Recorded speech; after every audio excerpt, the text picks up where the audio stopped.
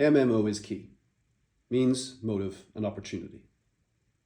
Everyone here had a motive to kill Dr. Algernon Everett. As Lord Mudd told us, Everett was not a popular man. So let's focus on opportunity. Two key pieces of evidence may have led you in a certain direction. Those of you that assisted with fingerprint analysis will have discovered that the fingerprints found on Everett's burned journal belonged to Clayton Smythe III. This may seem pretty damning evidence, but it doesn't quite match up with other details of the case. The autopsy report indicated that Everett had no defensive wounds, and he certainly wouldn't have let his guard down around Smythe, who he had recently had arrested. We had assumed that due to Everett's items being strewn across the campsite, there had been a struggle. However, what we believe is now more likely is that Smythe happened upon the body after Everett had been murdered, and took the opportunity to find the item he had been searching for, perhaps interrupting the killer in the act. Those of you that assisted in the footprint analysis will have likely matched up that the footprint left at the site belonged to Juan Lopez, the site foreman. However, witness testimony contradicts this evidence once again. The footprint matched Juan's work boots, which he stored in the site locker. During his interview, Juan informed us, confirmed by Clayton Smythe, that Everett had removed his access to the locker, taking the key off him earlier that day.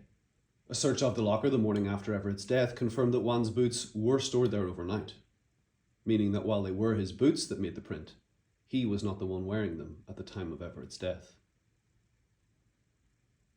So where does that leave us? Well, this case comes down to pieces of evidence that we had so far overlooked.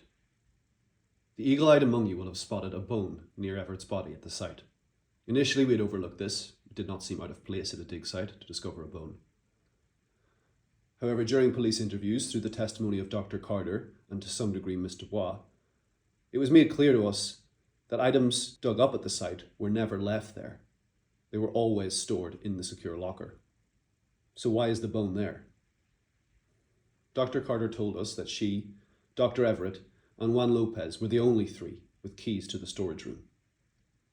A search of Dr. Everett's body after his death revealed that he indeed did have the keys for Juan Lopez and Lillian Carter, as per the witness testimony.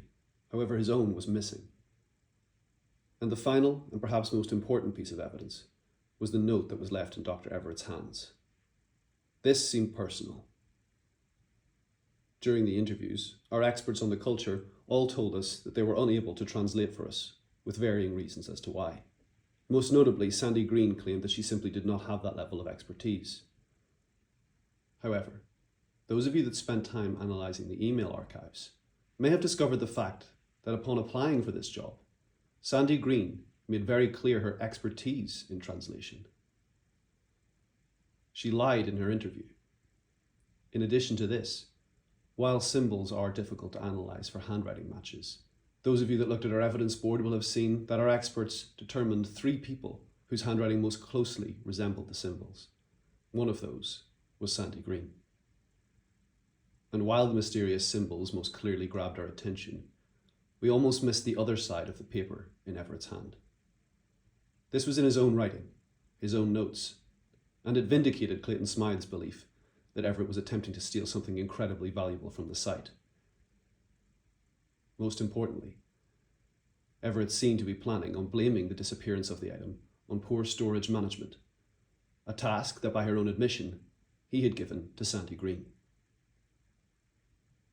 All of this evidence led us to question Sandy again, and upon a search of her personal items, we discovered that in her pocket she continued to hold the third and final key belonging to Algernon Everett.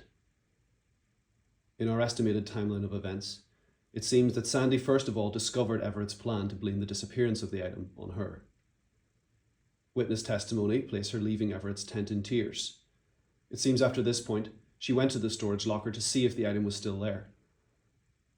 Upon discovery that the item wasn't there, she grabbed the closest thing to hand, a bone in the storage locker, and Juan Lopez's work boots to cover her own tracks. She challenged Everett, but he, underestimating her, let his guard down, at which moment she struck, the bone breaking in her hand with the force of the impact. Having a strong respect for the culture she was studying, and perhaps some superstitious beliefs, she then placed Everett's body in the manner we found it, suggesting his disgrace, whilst also quickly writing the note in a hope that the gods would forgive him. This was, of course, a man that she once idolised. Perhaps during this time, she heard the footsteps of Clayton Smythe approaching. She quickly grabbed the one end of the bone that was by her, the bloody end, and ran off into the jungle. We discovered this discarded, bloodied end of the bone earlier today. The blood upon it matches Everett's. Upon presented with all this evidence, Sandy Green has confessed to us. Well done to those of you that figured it out. Sandy Green is your killer.